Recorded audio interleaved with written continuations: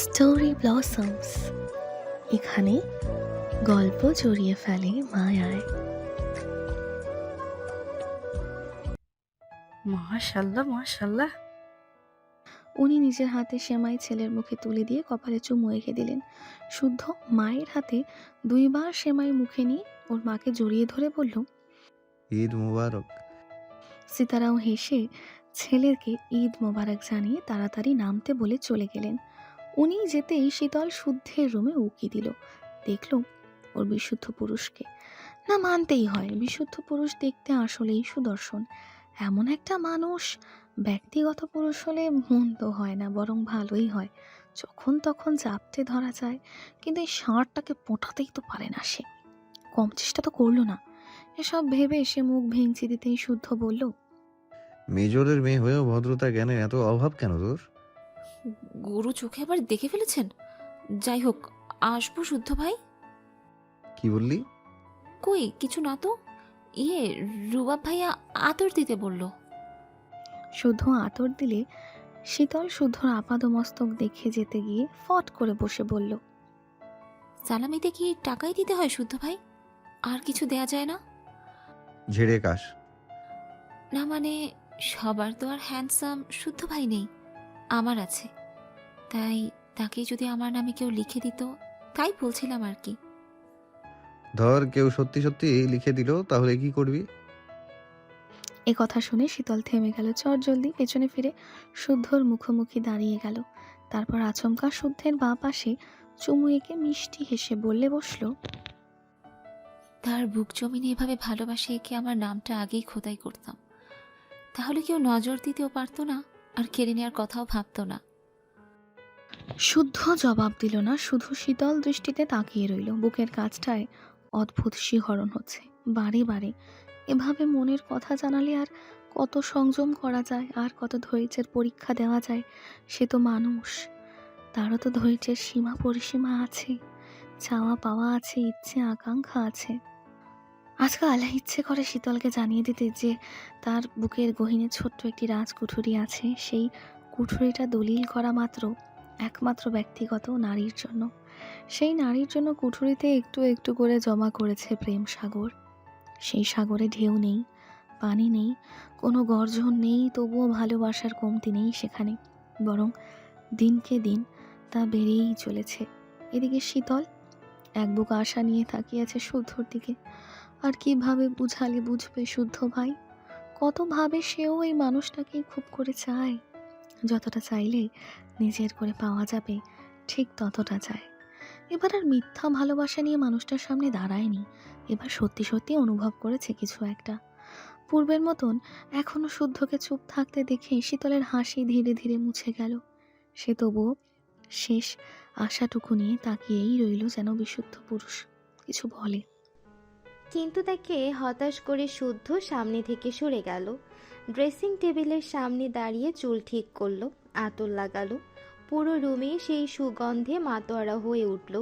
শীতলের খুব ইচ্ছে করলো তার বুকে মুখ লুকিয়ে সুগন্ধ নিতে, কিন্তু এবার করলে সেটা বাড়াবাড়ি হয়ে যাবে, মার জুড়তে পারে কপালে। তাই আর দাঁড়ালো না, নিচে চলে গেল। বাড়ির পুরুষেরা একে একে নামাজে চলে গেল। শীতল নিজেও ভাবলো গোসল সেরে ফুলপুরি সেজে রেডি হয়ে থাকবে, বাবা চাচা ভাইয়ারা ফিরলেই সালামির জন্য ধরবে। কিন্তু হঠাৎ পেট ব্যথা অনুভব করায় স্মরণ হয়ে গেল আজকের ডেট। সে চট করে উঠে রুমের দিকে ছুটল। মেয়েকে এভাবে যেতে দেখে সিমিন খেকিয়ে উঠে আসতে যেতে বললেন, কিন্তু শীতল শুনলে তো, সে দৌড়ে চলে গেল তার রুমে। এরপর গোসল সাজগোজ তো দূর, পেটে ব্যথায় জুবুথুবু হয়ে বিছানায় পড়ে রইল। অনেকক্ষণ হয়ে গেছে, শীতল নামছে না দেখে সিমিন উপরে এলেন। মেয়েকে পেটে বালিশ চেপে ধরে শুয়ে থাকতে দেখে যা বোঝার বুঝে গেলেন। এই কষ্টের ভাগ তো আর নেওয়া যায় না, কিন্তু কষ্ট যাতে একটু কম হয় তাই খাবার, মেডিসিন, হট ওয়াটার পট এনে দিলেন। শীতল ঘুমাবে বলে মাকে যেতে বলে চোখ বন্ধ করে নিল। সিমিন আর কথা বাড়ালেন না, দরজা হালকা ভিজিয়ে চলে গেলেন। সিতারা সিমিন শীতলের কথা জিজ্ঞাসা করলে সমস্যার কথা বলায় চুপ হয়ে গেলেন। ওদিকে ঈদগাহ মাঠে নামাজের জন্য কাতারে কাতারে দাঁড়িয়ে শত শত মুসল্লি। যথাসময় নামাজ শেষ করে চলল কোলাকুলি। তারপর সেখান থেকে ফিরে চৌধুরীরা ফিরে এলেন বাড়িতে, খাওয়া দাওয়াও করলেন। শাম্য সৃজন একে একে সবার থেকে সালামি নিল।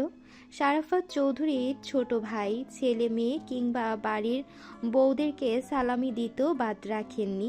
সীতারাও দেয় দুই যাকে। সালামি দেওয়া নেওয়ার পর্ব শেষ করে যে যার মতো ঘুরতে বের হলো। রুবাব বের হলো ঐশ্বর্যের সাথে দেখা করতে। সায়ন ঘুমানোর নাম করে স্বর্ণকে ইশারা করে গেল নিজের রুমে। শুদ্ধ আশেপাশে চোখ বুলিয়ে কাঙ্ক্ষিত কাউকে না পেয়ে নিজের রুমে গিয়ে টুকটাক ফোন কল সারল। কথা বলতে বলতে খেয়াল করলো এখনো একটা পড়ে আছে, খামের উপরে নাম লেখা সুবহানা চৌধুরী। তার মানে সে সালামি নিতে রুমে আসেনি। এমনটা তো হওয়ার কথা না, নিচেও তো নেই, তাহলে গেল কোথায়? কিয়ারার সাথে রাস্তায় ঘুরতে বের হয়েছে নাকি? যদি তাই হয় তো মার একটাও মাটিতে পড়বে না, কান টেনে লম্বা করে দেবে। একথা ভেবে শীতলের রুম পার হতে গিয়ে দেখলো দরজা ভিজিয়ে রাখা। রুমে আছে নাকি? ঈদের দিন রুমে বসে থাকার মেয়ে তো সে নয়। তবু একবার নক করতে শীতল খ্যাক করে বলে উঠল, ওই কে রে? উঠতে পারবো না, যার দরকার ভেতরে চলে আসুন। ঝাঁঝালো কণ্ঠ শুনে শুদ্ধ বিড়বিড় করে বলল, বেয়াদবটাকে ম্যানার্স শেখাতে পারলাম না। ওই কে রে, আবার কি কথা? চৌড়িয়ে দাঁত ফেলে দিলে যদি শিক্ষা হয়। বিড়বিড় করতে করতে সে রুমে ঢুকে দেখে শীতল পেটে বালিশ চেপে চুপ করে শুয়ে আছে। মুখটা শুকিয়ে এইটুকু হয়ে আছে। সকালে যেই ড্রেসে দেখে গেছে এখনো পরনে ওই ড্রেস। তার মানে শাওয়ারও নেয়নি। কিন্তু কেন? কেন এর উত্তর খুঁজতে গিয়ে কিছু একটা বুঝে নিল। সব কথা মুখে না বললেও বুদ্ধিমানরা ঠিক ঠিকই ধরে ফেলে। হঠাৎ শুদ্ধকে দেখে শীতল শোয়া থেকে উঠে দাঁড়িয়েছে। ওড়না কোথায়? তড়িঘড়ি ওড়না খুঁজতে গিয়ে খেয়াল করলো ওড়না দিয়ে তার পায়ের পেটি বাঁধা। কোমর থেকে পা অবধি কেমন কামড়াচ্ছিল, তাই পা বেঁধে রেখেছিল। ওড়নায় যা গিট্টু মারা মেরেছে, খুলতেও 2 মিনিট লাগবে, তাই পাশে রাখা তোয়ালে গলায় ঝুলিয়ে নিল। শুদ্ধের দৃষ্টি ততক্ষণ ছিল শীতলের স্টাডি টেবিলের চেয়ারে ঝুলানো নতুন টি শার্ট। একদিন পরে তারপর আর খুঁজে পায়নি। এই লোভী বিড়াল হাত ত্রিয়েছে আন্দাজ করে, খোঁজও করেনি। শুদ্ধর পরনে এখনো সকালে সাদা পাজামা পাঞ্জাবি। শীতল মুগ্ধ হলো, মিনমিন করে বলল, কিছু বলবেন শুদ্ধ ভাই? ডাকাতি করে 9,000 টাকা দিয়ে ড্রেস কিনে নিলি, বলিসনি তো সেটা তুলে রাখার জন্য? পরে পরবো। পরে কেন? এমনি। যা সাবান নিয়ে আয়, ঘুরতে বের হব। শরীর ভালো লাগছে না, মাথা ঘুরছে। আপুদের নিয়ে যান। অথচ অন্য সময় হলে ঘুরতে যাওয়ার কথা শোনা মাত্রই সে লাফিয়ে উঠত। আজ যেন তার সব খুশি ফুরিয়ে গেছে। শুদ্ধ সালামির খামটা এগিয়ে দিলে শীতল অভিমানে থমথমে মুখে তাকিয়ে রইল। সকালে তো বললই সালামি হিসেবে টাকা নিবে না এবার। যা চেয়েছে দিতে পারলে যেন সেটাই দেয়, নতুবা টাকা ফাঁকা লাগবে না তার। বাবা এসেছে, একটু ঢং করে মুখ ফুলালেই টাকা পেয়ে যাবে। কিন্তু টাকা তো চাই না তার, চাই জলজান্ত বিশুদ্ধ পুরুষটাকে একদম আপন করে, নিজের করে। শীতল খাম ধরছে না দেখে শুদ্ধ বলল, ধরছিস না কেন? লাগবে না। না লাগলেও ধর। আমার বাবার অনেক টাকা আছে, অন্যের টাকা না নিলেও চলবে। শুদ্ধ ভ্রু কুঁচকাল, নিচের ঠোঁট কামড়ে কোনো মতে হাসি আটকে বলল, তোর বাপের যা আছে সেটা নিবি না, তাই তো? তা তোর বাপের আর কিসের অভাব? কি লাগবে? কিসে খুশি তোর বাপ? মেয়ের খুশির ধার ধারে না, আসছে মেয়ের বাপের খুশি ঠেকাতে। একথা বলে শীতল মুখ বাঁকালো। দাঁড়িয়ে থাকতে কষ্ট হচ্ছে তাই বসলো। একটু আগে খাওয়া শীতলের এঁটো পানিটুকু শুদ্ধ পান করে বলল, আজ বিশেষ দিন যেহেতু অখুশি রাখবো না কাউকে। বল কি চাস? আর কতবার বলবো? যতবার জানতে চাইবো। এতবার জানিও যখন প্রাপ্তির খাতা শূন্য, তাহলে জানাবো কেন? একথা বলে শীতল অভিমানপূর্ণ চোখে শুদ্ধের দিকে তাকালো। তবে তার চোখ যেন বলে দিচ্ছে মনের কথা, কণ্ঠস্বর যেন চিৎকার করে বলতে চাচ্ছে, আমার হয়ে যান বিশুদ্ধ পুরুষ। ঈদ সালামি হিসেবে আপনার আমিটা শুধু আমার জন্য চিরস্থায়ী হোক। শীতলকে চুপ থাকে দেখতে শুদ্ধ পুনরায় খাম এগিয়ে দিল। শীতল পুনরায় গো ধরে বলল, বললামই তো, সালামি লাগবে না। অন্যদের দিয়ে দিব? হুম। ভেবে বলছিস? হুম। সালামি হিসেবে স্বয়ং শুদ্ধ ছিল, তাকেও কি তবে? হুম। এ কথা বলেই শীতল তড়িৎ তাকালো শুদ্ধর দিকে।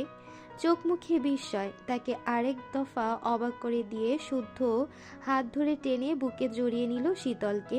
আকস্মিক কাণ্ডে শীতল বাখারা নড়চড়ও ভুলে গেছে যেন। বুকের ভেতর অদ্ভুত শিহরণ, হাত পা যেন কাঁপছে। তার মাথা ঠেকেছে শুদ্ধের বুকে। তবে কি শুদ্ধ ভাই মেনে নিচ্ছে তাকে? সত্যি সত্যি সত্যি তার ব্যক্তিগত পুরুষ হবে শুদ্ধ ভাই? তার এখনো স্বপ্ন স্বপ্ন লাগছে কেন? নাকি সত্যিই স্বপ্ন দেখছে? একটু পরে ঘুম ভেঙে যাবে।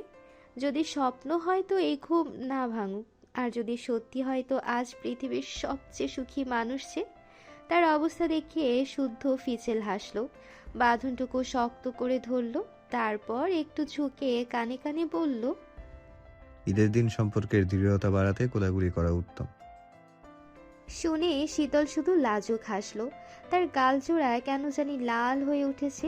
সে এখনো বিশ্বাস করতে পারছে না। হঠাৎ কি ভেবে তার কম্পিত হাত জোড়া রাখলো শুদ্ধর পিঠের উপর। না, স্বপ্ন নয়, এই যে প্রিয় পুরুষটাকে ধরতে পারছে, ছুঁতে পারছে, অনুভব করতে পারছে। তখন শুদ্ধ হঠাৎ বলল, এবার সবার সামনে আমাকে গ্রহণ করতে যদি পিছিয়ে যাস, তাহলে আমায় চিরতরে হারাবি। ওয়াদা করে বলছি, সত্যি হারাবি। কেঁদে মরে গেলেও আমাকে পাবি না। যেন না পাস, এই জন্য তোকে আমার বিয়েতে প্রধান সাক্ষী করে অন্য মেয়েকে নিয়ে বাসরে ঢুকবো আমি। এ কথা শুনে শীতল শক্ত করে খামচে ধরল শুদ্ধকে। কয়েকবার মাথা নাড়িয়ে বোঝালো, এসব শুনতে চাস না। এসব কথা শুনলে তার নিঃশ্বাস আটকে আসে। তার অবস্থা দেখে শুদ্ধর বুকের ভারটা যেন কমে এলো। বুঝলো হারানোর ভয়টা ভালোভাবেই শীতলের মনে ঢুকাতে পেরেছে। তাই মনে মনে খুশি হয়ে সামনে তাকাতেই দেখে সিমিন দাঁড়িয়ে আছে। ওনাকে দেখে শুদ্ধ সোজা হয়ে দাঁড়াতে শীতল বাধা দিল। মাকে না দেখে শুদ্ধকে খাবলে ধরে পুনরায় মাথা রাখলো প্রিয় পুরুষটার বুকে। এবার শুদ্ধ তাকে সরালো না, বরং সিমিনের আগুন চোখে চোখ রেখে তাকিয়ে রইল এক দৃষ্টিতে।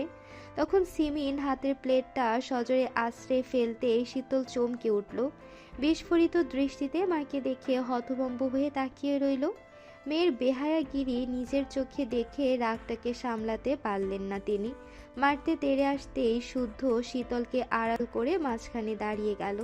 তারপর ঠান্ডা সুরে বলল, এখানে এই বিষয়ে কোনো কথা হবে না ছোট আম্মু। যাবতীয় কথা হবে ড্রয়িং রুমে সবার সামনে। এ কথা বলে সে শীতলের হাত ধরে টেনে নিচে নিয়ে গেল। শুরুর দিকে জোরে হাঁটলো, কিছু একটা মনে করে ধীরে সুস্থে সিঁড়ি দিয়ে নামালো। এদিকে সিমিনের সাথে তখন সাম্য সৃজনও গিয়েছিল, কারণ সকাল থেকে শীতলকে তারা দেখেনি।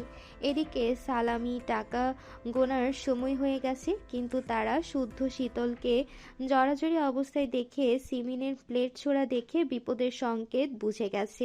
তাই দৌড়ে চলে গেছে সায়নের কাছে। ঘুমন্ত সায়নকে ঝাঁকিয়ে ঝাঁকিয়ে ডাকছে, সায়ন ভাইয়া, এই সায়ন ভাইয়া, ওঠো তাড়াতাড়ি, দেখো সর্বনাশ হয়ে গেছে। ব্যাঙ্গার দল, জ্বালিস না তো, ঘুমোতে দে। ওইদিকে গিয়ে অংশ দেখো কি হয়েছে। শুদ্ধ ভাইয়ের শীতল আপু চুপি চুপি প্রেম করছিল, তখন ছোট আম্মু দেখে ফেলেছে। এখন ওদের দুমদুম করে মারবে কোথায়? শুদ্ধ শীতলের প্রেম কবে হলো যে তারা প্রেম করছিল? তাড়াতাড়ি করলে তো প্রেম হয়ে যায়, তুমি কিচ্ছুই জানো না দেখছি। এবার সায়নের ঘুম ছুটে গেল। চোখ বড় বড় তাকিয়ে কিছু বলার আগে শুনতে পেল নিচে গোলমাল হচ্ছে। তাহলে ঘটনা সত্যি নাকি? সে তড়িৎ লাফ মেরে উঠে নিচে যাওয়ার জন্য ছুটল। সিঁড়ি বেয়ে নামতে নামতেই দেখলো বড়রা সবাই জড়ো হয়ে গেছে। শুদ্ধর কোমরের কাজটার পাঞ্জাবি খামচে ধরে তার পেছনে শীতল দাঁড়িয়ে আছে, ফিস ফিস করে কাঁদছে। সে গিয়ে দাঁড়াতেই সিমিন শাহাদাত চৌধুরীর উদ্দেশ্যে বললেন, এবার হলো তো, মিলল আমার কথা? সিমি থামো, ব্যাপারটা আগে বুঝতে দাও। শুদ্ধ কি হয়েছে? শুদ্ধ তখনও সিনা উঁচু করে দাঁড়িয়ে আছে, না আছে তার চোখে ভয় আর না কণ্ঠে বিদ্রুপ। শাহাদাত চৌধুরীর কথায় সে এবার অকপটে জবাব দিল, আমি শীতলকে বিয়ে করতে চাই। কবে কখন জানি না, তবে সেই বউ হলে আমার বউ হবে। অকপটে বলা কথা শুনে থমকে গেল ড্রয়িং রুম। হতবাক হয়ে তাকিয়ে রইলেন সকলে। তখন সিমিন খেকিয়ে উঠে বললেন, এ হয় না, এটা রক্তের অপমান। কেন হয় না? কারণ তোমরা ভাই বোন। শুদ্ধ এবার ওনার কথা কেড়ে ভুলটা সংশোধন করে দিল। এই তো ভুল হলো। আমরা চাচা তো ভাই বোন। যেখানে আমাদের ধর্মে জায়েজ আছে সেখানে আর কোনো বাড়তি কথার কারণ দেখছি না। এবার সিরাত মুখ খুললেন। মানলাম ধর্মের জায়েজ, তবু মানুষ কি বলবে? বাইরের মানুষের ধার কবে ধারলাম আমি? ঠিকঠাক মনেও তো পড়ছে না। আর তোমরা কেউ বলে দাওনি কেন চাচা তো ভাই বোনের মধ্যে কিছু হওয়া যাবে না? এখানে মূলত ভুলটা আমাদের নয়, তোমাদের। এ কথা শুনে সিমিন ডাগে ফুঁসতে ফুঁসতে বললেন, এত যুক্তিতর্ক শুনতে চাই না। আমি মানি না তোমাদের সম্পর্ক। সেটা তোমার ব্যাপার, জানানো দরকার তাই জানালাম। মানলে ভালো, নয় তো আমাদের পথ আমরা বেছে নেব। পথ বেছে নেবে মানে? মানে হলো এটা, এই যে তুমি যা ভাবছো একদম তাই। এতক্ষণ দাঁড়িয়ে দাঁড়িয়ে দুই পক্ষের কথা শুনছিলেন শারাফাত চৌধুরী। ছেলের কথার ভঙ্গিমা বলে দিচ্ছে সে এই ব্যাপারে ভীষণ সিরিয়াস। তবে যাকে নিয়ে এত কথা হচ্ছে তার মতামতও জানা দরকার। তাই উনি হাত উঁচিয়ে সবাইকে থামতে বললেন। তারপর শুদ্ধের পেছনে লুকিয়ে থাকা শীতলকে ডাকলেন। মা, এদিকে এসো। ওনার ডাক শুনে শীতল ইঁদুরের মতো উকি দিয়ে বলল, যেতে গেলে আম্মু খপ করে ধরে খুব মারবে। তুমি বলো, আমি শুনছি। শুদ্ধকে কি কোনো কারণে তোমাকে ফোর্স করেছে? কোনো কিছু নিয়ে ভয় দেখিয়ে সব বলাচ্ছে? নাকি দুজন প্ল্যান করে আমাদের সাথে প্রাঙ্ক করছো? শারাফাত চৌধুরীর কথা শুনে শুদ্ধর ভ্রু কুঁচকে তাকালো। ফোর্স? এখানে ফোর্সের কথা কোথা থেকে এলো? ফোর্স করলেই মানবে এত সরল নয় নিশ্চয়ই চৌধুরী কন্যা। যেখানে সে নিজেই চুমুটুমু খেয়ে শরীরে জীবাণু ছড়িয়ে একা একাই তার নামে গায়ে কলঙ্ক টলঙ্ক মেখে একাকার করে ফেলেছে, সেখানে সে নাকি ফোর্স করবে? হাস্যকর। তবে শুদ্ধ আর কথা বাড়ালো না। শীতলের মুঠোয় থেকে পাঞ্জাবি ছাড়িয়ে হাতটা টেনে সামনে দাঁড় করিয়ে দিল আর মুখে বলল, প্রাপ্তি আর মুক্তি তোর হাতে যা করবি ভেবে করিস।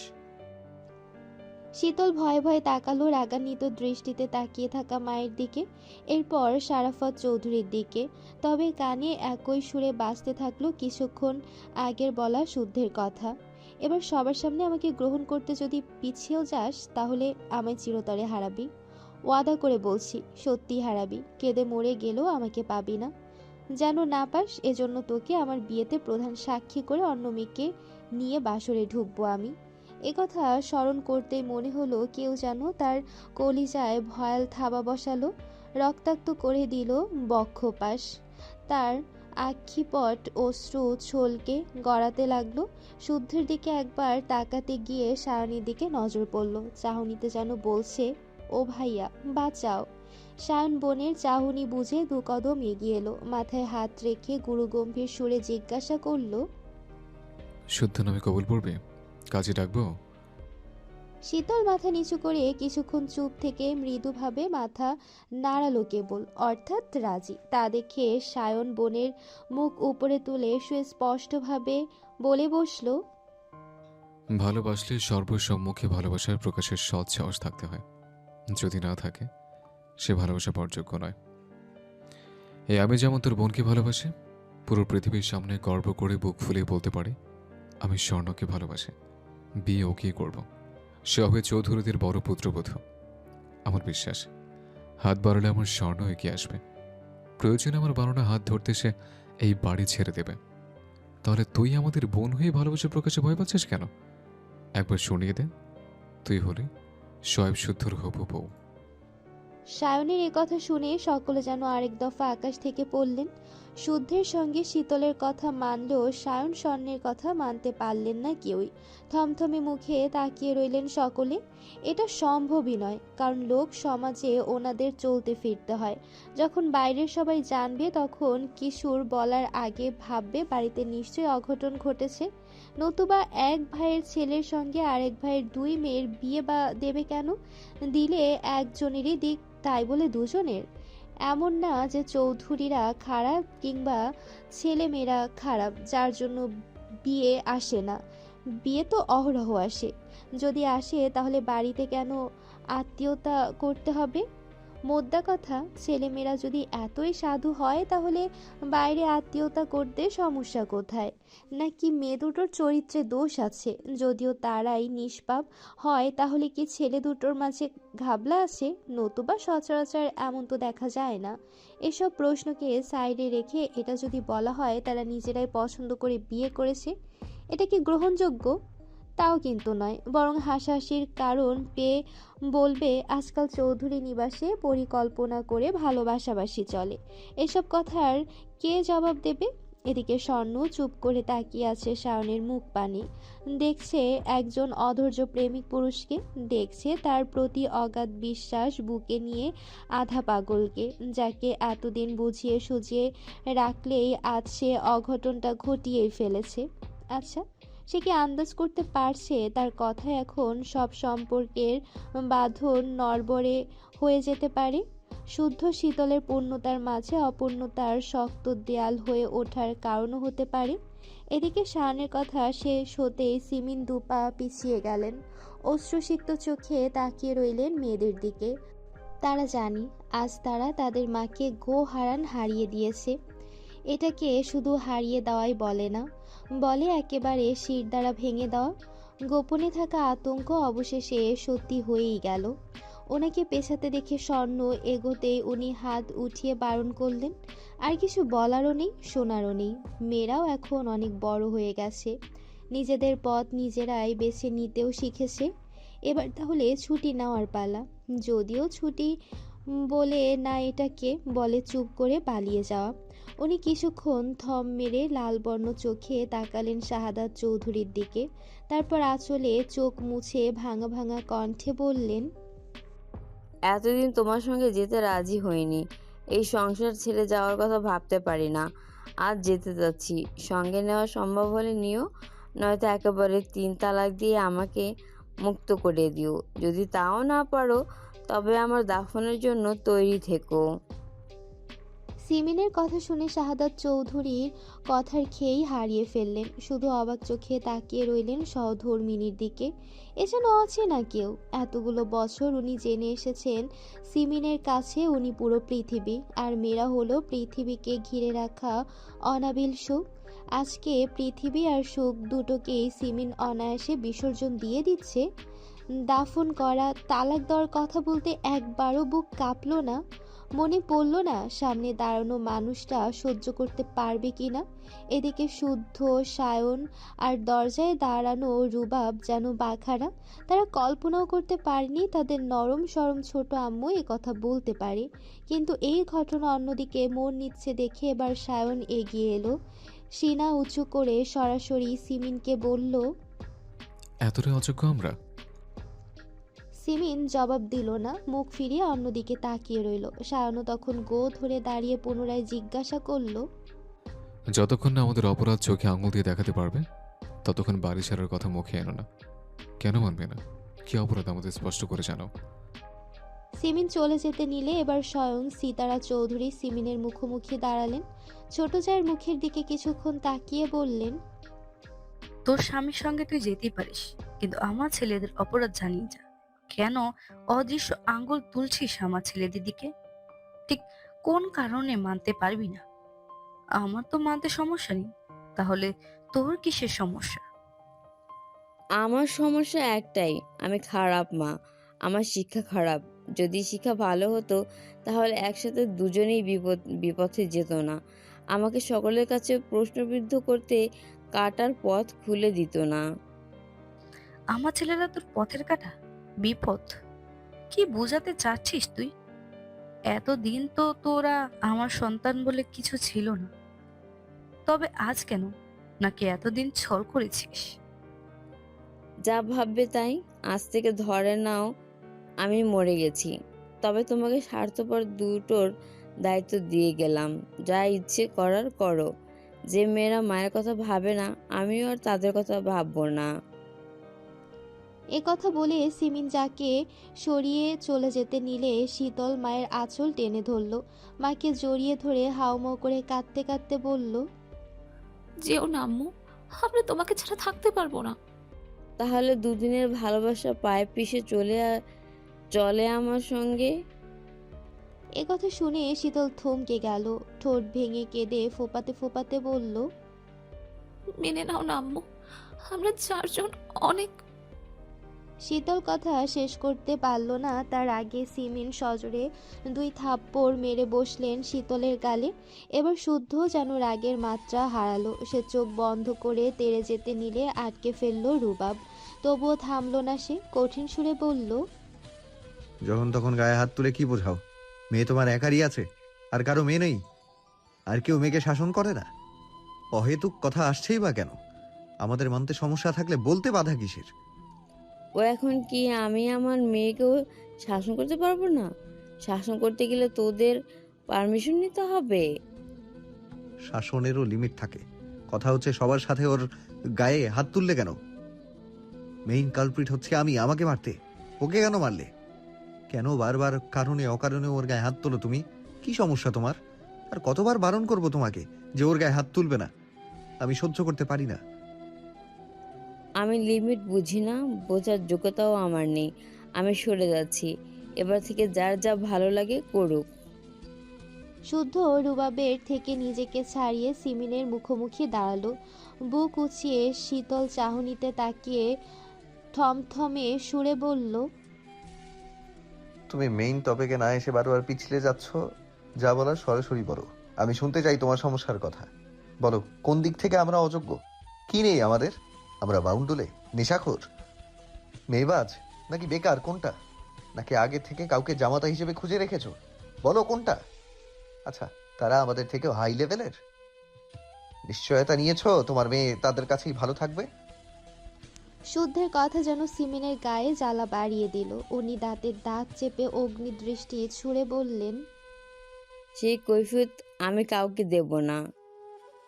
কেন দেবে না? না দিলে কিসের এত বিরোধিতা?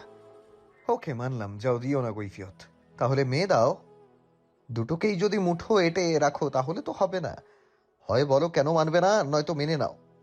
উপযুক্ত কারণ ছাড়া আমাদের দিকে আঙ্গুল তুললে আমরাই বা কেন মানবো? আমার সমস্যা তোমরা চৌধুরী বাড়ির ছেলে, আমার সমস্যা তোমরা সিতারা চৌধুরীর ছেলে। আর প্রধান সমস্যার কথা যদি বলি, তাহলে বলবো যে বাড়ির বউ আমি, সে বাড়ির বউ হবে না। আমার মেয়েরা যদি হয় তো আমি থাকবো না সে বাড়িতে। কেন থাকবে না? তুমি করবে তোমার স্বামীর সংসার, তোমার মেয়েরা করবে ওদের স্বামী সংসার। তাহলে সমস্যাটা কোথায়? কেন অযৌক্তিক কারণে এত কথা, এত তর্ক? সিমিন আর একটা কথাও বলল না, পাশ কাটিয়ে চলে গেল রুমে। ওনার যাওয়া দেখে শাহাদাত চৌধুরীও গেলেন সহধর্মিণীকে বোঝাতে। আজকে সিমিন যেন বোঝার অবস্থায় নেই। উনি আধা ঘন্টার মধ্যে লাগেজ টানতে টানতে বেরিয়ে এলেন। শাহাদাত চৌধুরী কথাও মানতে নারাজ। সিতারাও পারলেন না ওনাকে বোঝাতে, ফলে ব্যর্থ হয়ে কাঁদতে লাগলেন। শারাফত চৌধুরী শুধু নীরবে তাকিয়ে দেখতে থাকলেন সোনার সংসার ভেঙে যাওয়ার দৃশ্য। সিমিন কী সব ভেবে যেন পুনরায় ফিরে এসে ওনার সামনে দাঁড়ালেন। হাত জোর করে কাঁদতে কাঁদতে বলল, আমাকে ক্ষমা করে দেবেন ভাইয়া। কারো কোনো দোষ নেই, কারো প্রতি আমার কোনো অভিযোগও নেই। ফলের ঝুড়িতে যখন একটা আম পচে যায়, তখন বাকি আম ভালো রাখতে পচা আমটাকে সরিয়ে ফেলতে হয়। আমি সেই পচা আম, তাই নিজে থেকে সরে যাচ্ছি। সবাইকে নিয়ে ভালো থাকবেন, আসছি। এ কথা বলে উনি দাঁড়ালেন না, গটগট করে বেরিয়ে গেলেন। শীতল এক ছুটে মায়ের কাছে পা আঁকড়ে ধরে বসে পড়ল। সিমিন আজকে পাথর বনে গিয়ে শীতলের থেকে নিজেকে ছাড়িয়ে নিল। শাহাদাত চৌধুরীও বেরিয়ে এলেন। বেশ দেখে মনে হচ্ছে উনিও চলে যাচ্ছেন। ভাইয়ের দিকে তাকানোর সাহস হলো না দেখে চোখ মুছতে মুছতে বেরিয়ে গেলেন। বাবা মাকে যেতে দেখে স্বর্ণ এবার শীতলকে উঠিয়ে দরজার দিকে এগোতেই সায়ন পথ আটকে দাঁড়ালো। স্বর্ণের চোখে চোখ রেখে বলল। এক পাও কোথাও যাবে না। স্বর্ণ সায়নের থেকে দ্বিগুণ তেজ নিয়ে বলল। যাব। বারণ করেছি আমি। শুনতে বাধ্য নই আমি। আমাদের বাবা মা যেখানে আমরাও সেখানে। ভালোবাসি মানে এই যে বাবা মায়ের সঙ্গে ত্যাগ করব। ভালোবাসি মানে এই না যে বাবা মায়ের সঙ্গ ত্যাগ করব। যদি তাই করতে হয় তাহলে দরকার নেই ভালোবাসার। কথাখানা যেন সায়নের পুরো মস্তিষ্ক এলোমেলো করে দিল। তার স্বর্ণ তাকে ছেড়ে চলে যাবে এ কথা মুখ ফুটে বলছেও এত বড় স্পর্ধা ওর। সায়ন রাগে দিকশূন্য হয়ে স্বর্ণের গলা চেপে ধরে দেয়ালের সাথে চেপে ধরল। তারপর চিৎকার করে বলল। এই বেমার বাচ্চা, কি বললি? আবার বল বল বল। আমার রেখে কোথায় যাবে? কোথায় যাবি তুই? প্রচণ্ড ব্যথায় স্বর্ণের গালের হাড় যেন ভেঙে এলো। রুবাব সাফন চৌধুরী দ্রুত গিয়ে কোনো মতে তাকে সরালেন। ছাড়া পেতেই স্বর্ণ আর কোনো দিকে না তাকিয়ে বোনের হাত ধরে বেরিয়ে যেতেই শীতল খপ করে শুদ্ধের পাঞ্জাবি আঁকড়ে ধরল। হাউমাউ করে কাঁদতে থাকলো করুণ সুরে। শুদ্ধ লালবর্ণ চোখে শুধু তাকিয়ে দেখল শীতলের কান্নারত মুখ। স্বর্ণ বোনের হাত ছেড়ে টানতে সায়ন আবার তেড়ে যেতেই গেল স্বর্ণের দিকে। এবার শুদ্ধ সায়নকে আটকে ধরে বলল। যেতে দাও।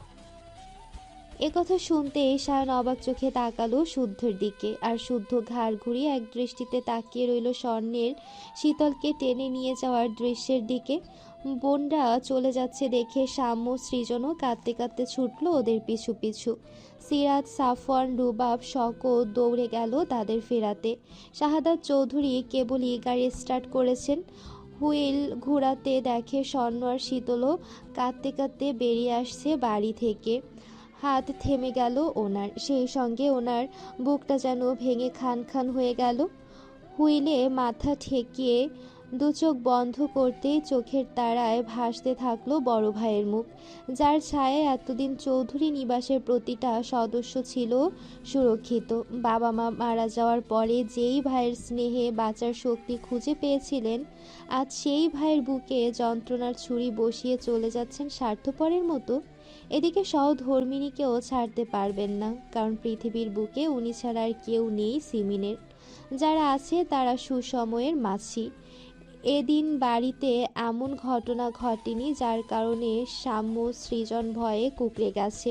তবে যখন বুঝলো তাদের বোনেরা ছেড়ে যাচ্ছে তখন যেন তাদের হুঁশ ফিরল। হাউমাউ করে কেঁদে সিমিনের আঁচল ধরে বলতে লাগলো। ও ছোট মা, কেউ যেও না। তুমি গেলে আমাদেরকে টিফিন বানিয়ে দেবে। আম্মুর মায়ের হাত থেকে কে বাঁচবে তেনাছে? আমরা কার হাতে রান্না খাবো? এ কথা শুনে সিমিন গাড়ি থেকে নেমে বাচ্চা দুটোকে বুকে জড়িয়ে ধরে হাউমাউ করে কাঁদতে লাগলেন। তাদের ছোট ছোট মুখ চুমুতে ভরে ধরে সিরাতকে বললেন। মেরো না, একটু বুঝিয়ে বলো। সিরাত একটা কথাও বলল না। একরাশ অভিমান নিয়ে তাকিয়ে রইলেন ছোট জায়ের দিকে। তবে না বলেও থাকতে পারলেন না, তাই বলেই ফেললেন। বড় ছেলে দুটোকে একেবারে ভেঙে চুরে ছোট ছেলে দুটোকে আর ভালোবাসা না দেখালেও চলবে। ছোট, আজ প্রমাণ করে দিলি রক্তের সম্পর্ক ছাড়া কোনো সম্পর্ক আপন হয় না। এই যে আমরা তোর আপন হতে পারিনি।